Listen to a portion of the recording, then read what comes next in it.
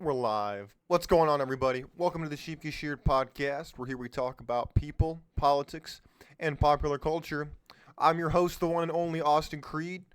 Ladies and gentlemen, welcome to the most educational show, most educational podcast you'll ever listen to.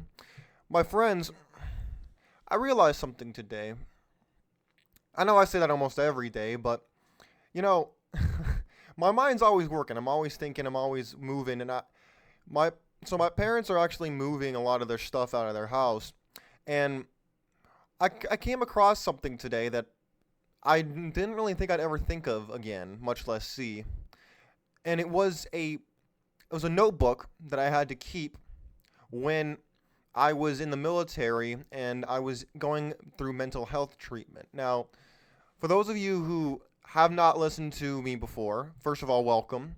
Second, I've told this story in bits and pieces before, but I've never really gone into exclusive detail. So I'm going to do that today. This show is going to be entitled An Open Letter to My 13-Year-Old Self. Now, I'm 23, so that was exactly 10 years ago. And let me tell you something. My life has changed a lot in the last 10 years. Now, I don't know how many of you out there watching the show or listening to the show are in your teen years, or you're feeling a little lost. You don't have to be a teenager to feel lost.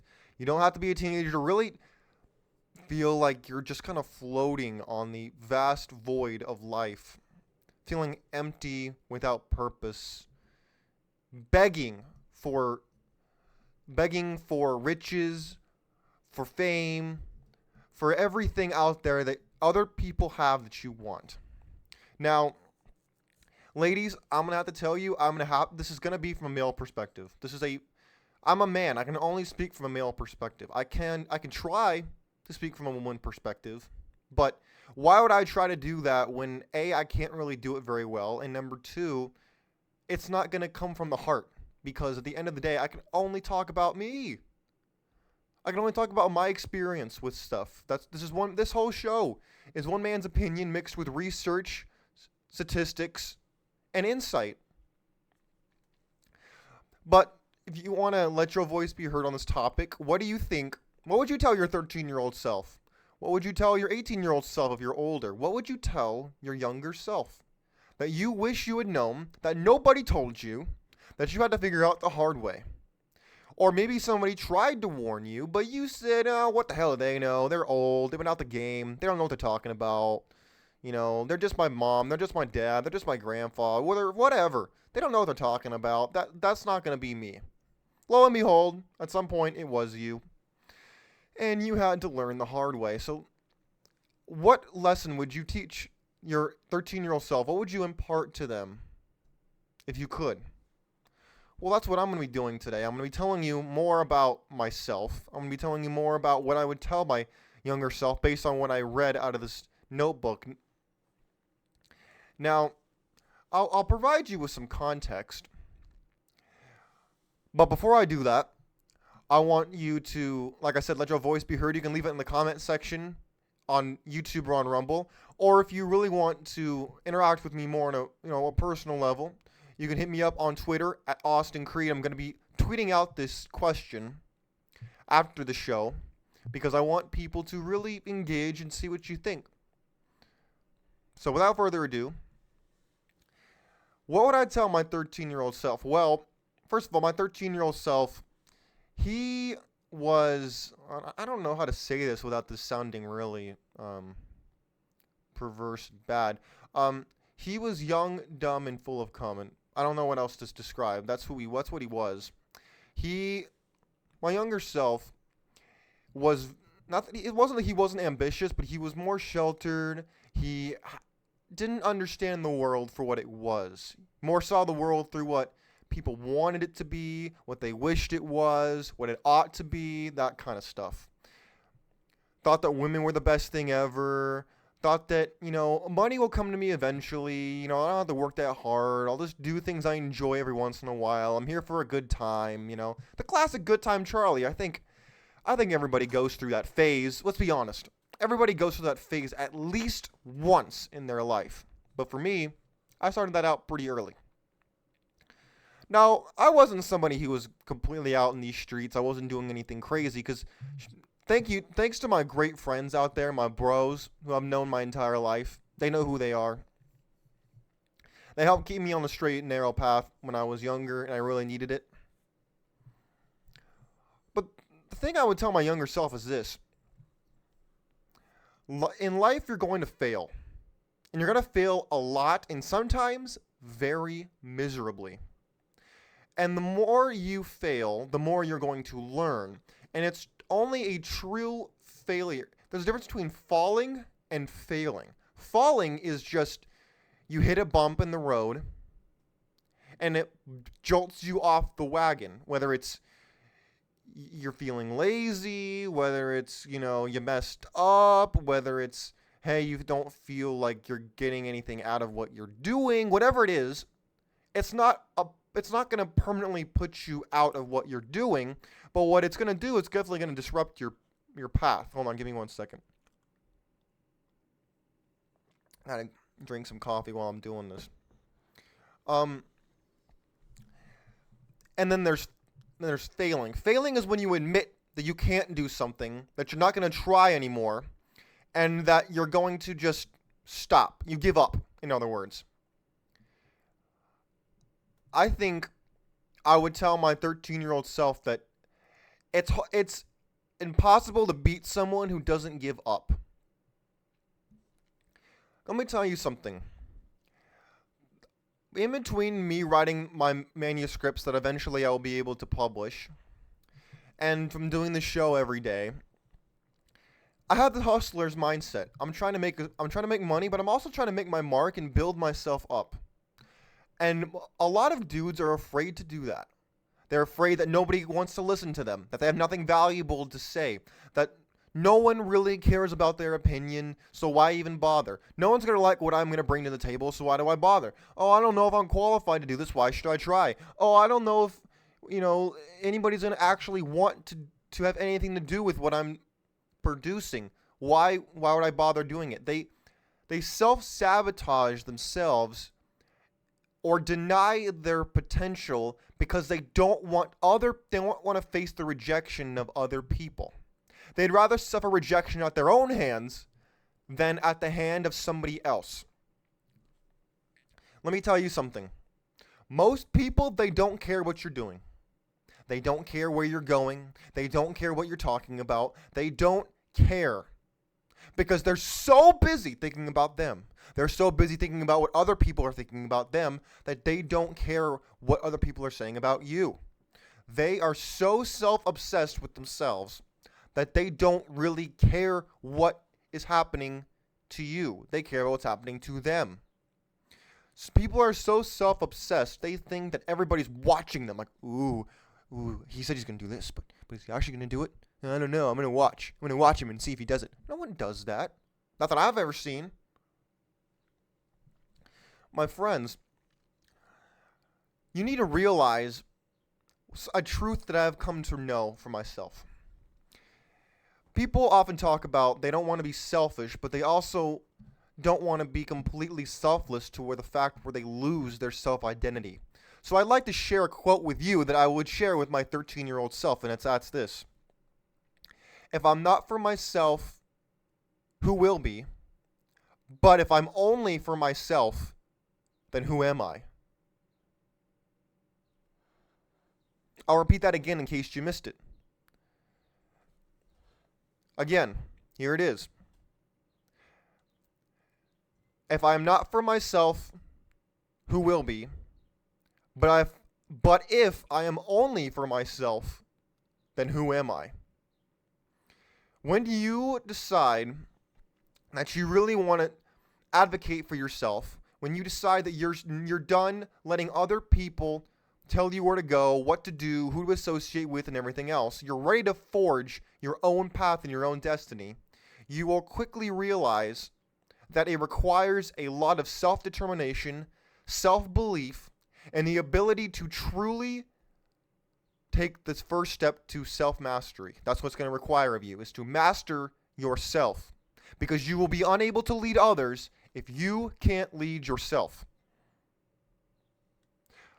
But, now this is a huge caveat, but if you are only for yourself and you hold no regard for other people, you hold no regard for society, you hold no regard for your neighbor, who are you? Will anybody truly care about you? Will you leave a mark on the world that you want to leave? Now, you might say you don't care about those things, but that's not true. You only say that because you want that to be true. You want it to be true, so the more you tell yourself it's true, you might just convince yourself enough. You might just buy that lie. Now, again, this is a letter to my 13-year-old self. This could be a message to you, and I hope it is. I hope you resonate with what I'm telling you, with what I'm talking to you about. But at the end of the day, this is what I would tell my 13-year-old self. I'd sit him down, and I'd tell him these things. You need to understand that the corporate setting, your corporate job that you go to, whether it's you work at Google or you work at the coffee shop or wherever else you work at, you are working to make somebody else rich. You are putting in your time, your energy, your attention to detail for somebody else. And you are getting a fraction of what you are working towards to help build. Do you not think you have vision? Are you uncertain about your own creativity that you would rather make someone else rich than take the opportunity to potentially make yourself rich? Because make no mistake about it, it requires sacrifice. It requires you to bet everything you have to attempt to receive what it is you desire. And if you are not willing to do that, then you should work for someone else. You should get on board with someone else's program because you don't have the guts. You don't have the guts to go out there and put in work for yourself. I wish everybody did, but most people don't because they lack a spine to put themselves in danger, to force themselves out of their comfort zone. Those who are confident and who have built themselves, they walk out of their comfort zone, Drake walking out of it. They like, yeah, man, I'm walking out of here and I don't care because I know I'll make it. Versus the people who are out there got to be shoved out like a baby, like a mother bird shoving her fledgling kin out of the nest. That's what most people have to do to get out of their comfort zone. Someone's got to push them out. And all the way down, they resent the person who pushed them, only to thank them once they learn how to fly. You need to jump out, swan dive, jump out of that nest so that you can learn to fly. And not only fly, you'll soar above everybody. And when you start soaring, people will not recognize you from the ground. You will seem like a speck, a dust. People won't be able to tell if you're a little Tweety bird or if you're a phoenix who rose from the ashes. They won't be able to tell because you'll be so high up. They won't even know. They won't recognize you. That's right. This is what I've been telling. This is what I would tell my younger self. Is why are you doubting yourself? The whole world's going to doubt you. Everybody will doubt you, will not be certain about your future. Who cares about a certain future? You know what I'm certain about? That I won't give up. That I'm going to win. That I'm going to get what I want. Because I will accept nothing less. I will live in a cardboard box if that's what it takes. I will work every waking moment of the day if that's what it takes. I will do everything it takes because I will accept nothing less than what I actually want. Can you say that? Can you say those things to yourself? Most people can't. I have to remind myself of this every day. It's not a one and done. It's not just a one-off thing where you get a card and you put it in your wallet. No. This is something you have to remind yourself every single day. And you need to live in the future to predict what's going to happen. But don't you dare forget the past, because the past can become the future if you forget. If you forget your past, it will repeat itself because you didn't learn the lesson. Do not be foolish. Have foresight. Now, I know you're probably like, oh my gosh, what? How does he know all this? Where does he come up with this stuff? Is he reading something right now? Oh, you want to see my screen right now? That's my screen. I ain't reading a script. I'm reading nothing. This is just me. This is what I would tell my 13-year-old self. If you're 13 and you're listening to the show, I just gave you advice that would save you the next 20 years of your life.